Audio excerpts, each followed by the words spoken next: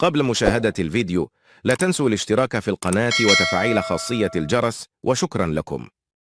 وصل أفراد المنتخب الوطني المغربي لكرة القدم اليوم الأحد إلى سان بيدرو بكوت ديفوار للمشاركة في النسخة 34 من منافسات كأس إفريقيا للأمم التي ستقام خلال الفترة ما بين 13 يناير الجاري و11 فبراير المقبل. وكانت الطائرة التي أقلت بعثة أسود الأطلس قد شدت الرحال صوب كوت ديفوار عبر رحلة انطلقت من مطار الرباط سلا إلا أبيدجان قبل الانتقال إلى سان بيدرو في رحلة جوية داخلية.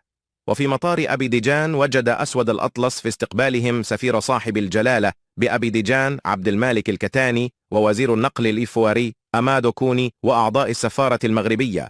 وبمطار سان بيدرو توافد أفراد الجالية المغربية المقيمة بالكوت ديفوار للترحيب بأسود الأطلس وتشجيعهم على رفع العلم الوطني عاليا خلال هذا الحدث الكروي القاري.